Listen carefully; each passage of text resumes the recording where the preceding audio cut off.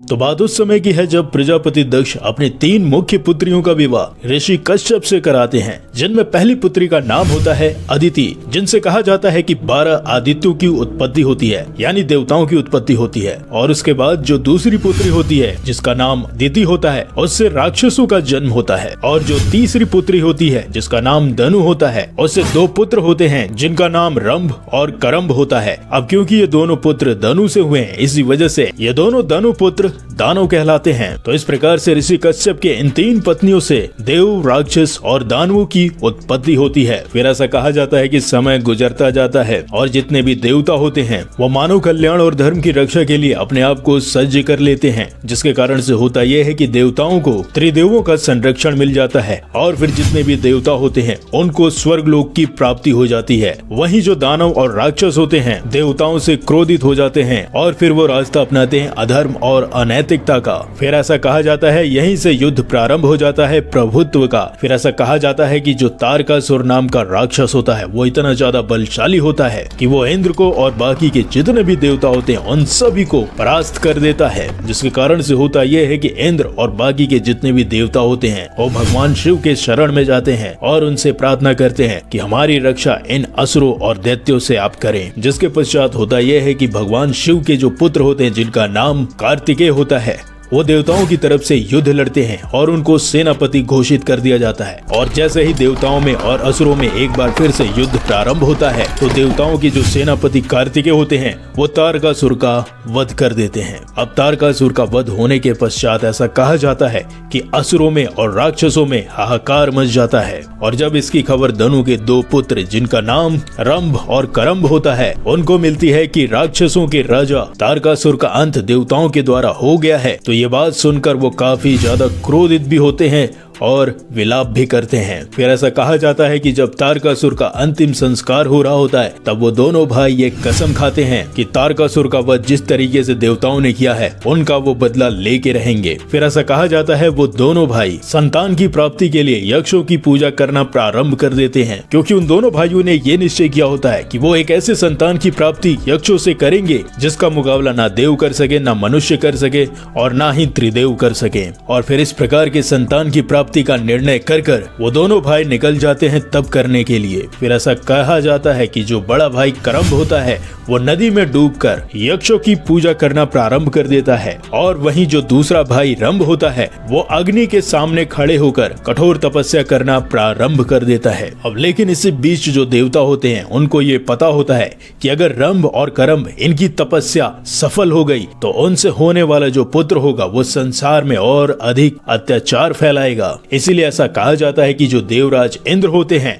वो एक योजना बनाते हैं कि किस तरीके से इन दोनों भाइयों की तपस्या को खंडित कर दिया जाए ताकि इनको कोई भी पुत्र की प्राप्ति ही ना हो और फिर ये भविष्य में देवताओं से युद्ध भी ना कर सके। अब इस प्रकार की योजना बनाकर ऐसा कहा जाता है कि वो उस स्थान पर पहुंचते हैं जहां पर रंभ और करम्भ ये दोनों भाई तपस्या कर रहे होते हैं और फिर वो देखते हैं कि नदी में करम्भ कठोर तपस्या कर रहा है, तो वो नदी के समीप पहुंचते हैं और फिर वहां पर वो जाकर मगरमच्छ का रूप धारण कर लेते हैं और पानी में धीरे से जाकर फिर उसके पैरों को अपने दांतों से खींचकर गहरे पानी में नीचे लेके आते हैं, जिसकी वजह से होता यह है कि करम्भ बहुत संघर्ष करता है उस मगरमच्छ से अपने आप को बचाने की, लेकिन वो बचा नहीं पाता है और अंत में ऐसा होता है कि जो करम्भ होता है उसकी मृत्यु हो जाती है। और अग्नि के पास बैठा रंभ जब तपस्या कर रहा होता है उसके कानों पर उसके भाई की चीखने की आवाजें जाती हैं, तो उसका भी ध्यान भंग हो जाता है और जैसे ही वो अपने भाई को छटपटाते हुए देखता है पानी में, वो उसकी तरफ बढ़ता है। लेकिन उसके पास जाते जाते इतनी देर हो जाती है कि करम्भ की मृत्यु पहले ही हो गई होती है। और जब रंभ अपने भाई करम्भ के इस अवस्था को देखता है कि वो मृत्यु को प्राप्त हो गया है तो वो काफी ज्यादा विलाप करने लगता है। और फिर ऐसा कहा जाता है कि वो इतना ज्यादा दुखी हो जाता है कि वो उस जगह पे जाता है जहाँ पर अग्नि जल रही होती है और फिर वो अपने हाथ पर तलवार पकड़ता है और कहता है देवताओं के छल के कारण मेरे भाई करम्भ की हत्या हो गई, अब इस वजह से मेरे पास भी जीवन जीने का कोई भी उद्देश्य ही नहीं बचा है,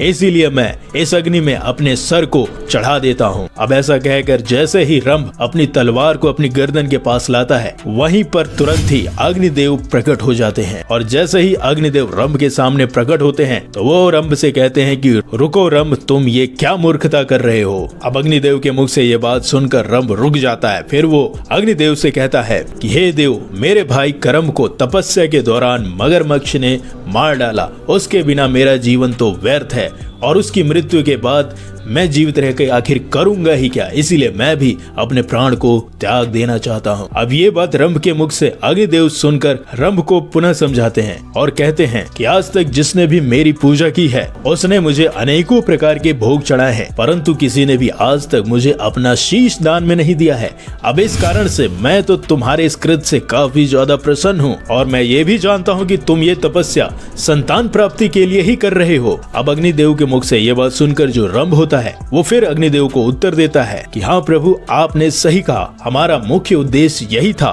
कि हम एक ऐसे पुत्र की प्राप्ति चाहते हैं जो ना देवताओं से हारे, ना मनुष्यों से हारे और ना ही वो त्रिदेव से हारे। तो इसी वरदान के लिए हम यक्षों की पूजा कर रहे थे, लेकिन मगरमच्छ ने मेरे भाई की हत्या करके हमारे सारे भविष्य के कार्यों को निष्फल कर दिया, क्योंकि अब तो हमें कोई वरदान दे ही नहीं पाएगा। फिर अब आप ही बताइए कि अब मैं क्या करूं। फिर ऐसा कहा जाता है कि अग्निदेव रंभ के मुख से ये बात सुनकर कुछ देर सोचते हैं और फिर वो कहते हैं कि रंभ, मैं तो केवल तुम्हें आत्महत्या करने से रोकना चाहता था, परंतु तुम्हारी ये स्थिति देखकर मुझे काफी दया आ रही है तुम पर, इसलिए तुम मुझसे चाहो तो कोई भी वर मांग सकते हो। और जब रंभ ये बात सुनता है तो वो थोड़ा प्रसन्न हो जाता है और फिर वो अग्निदेव से कहता है, मुझे एक त्रिलोक विजयी पुत्र का आशीर्वाद दीजिए जिसे न मनुष्य, न देवता और ना ही असुर मार सके। अब ये वरदान सुनकर जो अग्निदेव होते हैं रंभ से कहते हैं कि तुम्हारा मन सबसे पहले जिस स्त्री पर डिग जाएगा उसी के गर्भ से तुम्हारे पुत्र का जन्म होगा।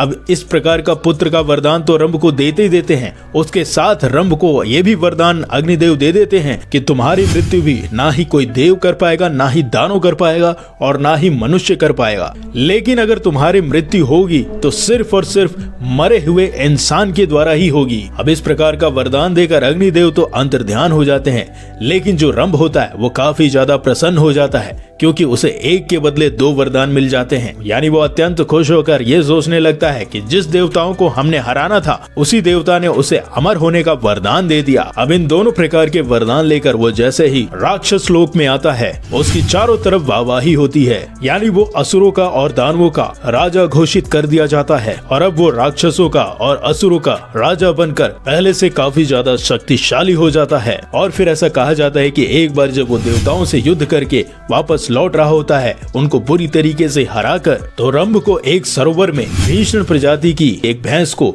जल क्रीड़ा करते हुए देखता है। अब उसको देखकर वो काफी ज्यादा मोहित हो जाता है और अब उसके सामने गंधर्व विवाह का वो प्रस्ताव रखने लगता है, जिसको भीष्म कुल की जो कन्या होती है स्वीकार कर लेती है। और अब क्योंकि ये वरदान पहले ही अग्निदेव के द्वारा रंभ को मिला होता है कि वो अगर जिस स्त्री को देखकर मोहित हो जाएगा उसी से उसके बालक का जन्म होगा, तो इस बात को वो याद करके उससे गंधर्व विवाह कर लेता है। यानी ऐसा कहा जाता है कि वो भीष्म यानी भैंस का रूप धारण कर वो उस मोहिनी नामक महिष कुल की कन्या से विवाह कर लेता है और फिर वो कुछ दिन उसी के साथ उसी के स्थान में रहने लगता है। लेकिन कुछ शास्त्रों में ऐसा उल्लेख भी मिलता है कि ये जो महिष कुल की कन्या होती है जिससे रंभ विवाह करता है वो कोई और नहीं श्यामला की एक राजकुमारी होती है, जिसे ऋषियों के श्राप के कारण भैंस का रूप मिला होता है। फिर ऐसा कहा जाता है कि विवाह के पश्चात जो रंभ होता है वो एक बार फिर देवताओं से युद्ध करने के लिए निकल पड़ता है और फिर काफी समय तक देवताओं और असुरों के बीच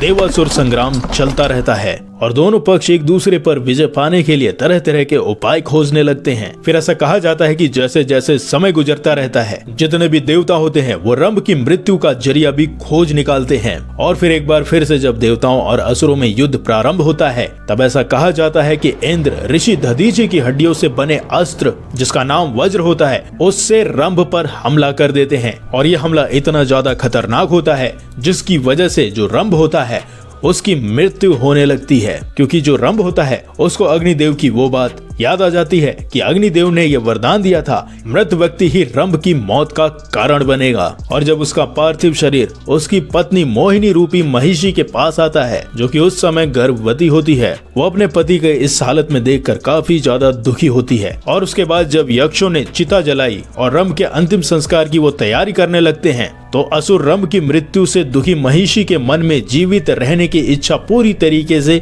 समाप्त हो जाती है और रंभ की जलती हुई चिता पर जाकर बैठ जाती है। और अब क्योंकि अग्निदेव ने रंभ को त्रिलोक विजय पुत्र का वरदान दिया होता है, जिसके कारण से होता यह है कि महिषी तो रंभ के साथ सती हो जाती है, लेकिन चिता में विराजमान अग्निदेव ने अपनी शक्ति से मोहिनी रूपी महिषी के गर्भ से उसके शिशु को सुरक्षित बाहर निकाल देते हैं। और फिर रंभ और महिषी के मिलन से उत्पन्न ये पुत्र कोई और नहीं महिषासुर होता है, जिसकी वजह से होता यह है कि महिषासुर अपने पिता के मृत्यु का बदला लेने के लिए अपनी संपूर्ण शक्ति से पृथ्वी के साथ साथ इंद्रलोक को अपने अधीन कर लेता है। और इसके फलस्वरूप ये होता है कि वो एक एक करके तीनों लोकों पर विजय प्राप्त कर लेता है और अग्निदेव के द्वारा उसको दिया गया वरदान त्रिलोक विजय का सच साबित हो जाता है। अब फिर यहाँ से कहानी शुरू होती है महिषासुर के अंत की। यानी ऐसा कहा जाता है कि जब महिषासुर का इतना ज्यादा आतंक फैल जाता है, तो महिषासुर के अत्याचार से परेशान देवता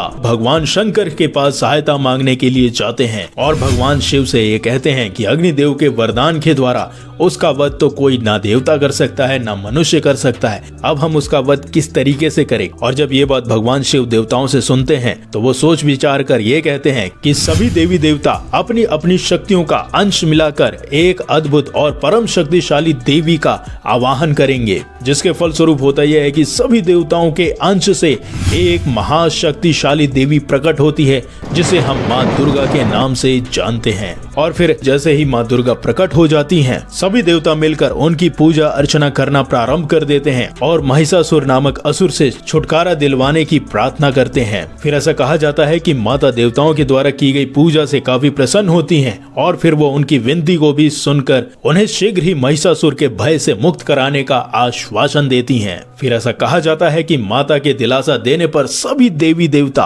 अपने अपने जितने भी शक्तिशाली अस्त्र होते हैं उन्हें सौंपना प्रारंभ करते हैं। फिर इसके बाद ऐसा कहा जाता है कि युद्ध प्रारंभ होता है माँ दुर्गा और महिषासुर के बीच। और फिर माता दुर्गा अपना भयंकर रूप लेकर हिमालय पर पहुंचती हैं और जैसे ही अपनी गर्जना के साथ महिषासुर को बुलाती हैं, उनके स्वरूप को देखकर और उनकी आवाज को सुनकर जितने भी दानव होते हैं वो डर जाते हैं। और फिर उसके बाद महिषासुर और माँ दुर्गा के बीच युद्ध प्रारंभ हो जाता है। फिर ऐसा कहा जाता है कि एक एक कर महिषासुर के सभी सेनानी माँ दुर्गा के हाथों से मृत्यु को प्राप्त हो जाते हैं। और अंत में जब महिषासुर का युद्ध माँ दुर्गा के साथ होता है, तो उसने माता के सम्मुख नाना प्रकार के मायावी रूप बनाकर उनसे युद्ध करना शुरू कर देता है, लेकिन उसके इतना करने के बावजूद भी उसकी एक भी नहीं चलती है। और अब जब उसके द्वारा की गई सभी विद्याएं फेल हो जाती हैं और उसको जब ये लगता है कि अब उसका अंत समय नजदीक आ गया है, तो वो माँ दुर्गा के नजदीक जाता है। तो जैसे ही वो माता के नजदीक जाता है, तो माता इतनी ज्यादा क्रोध में होती हैं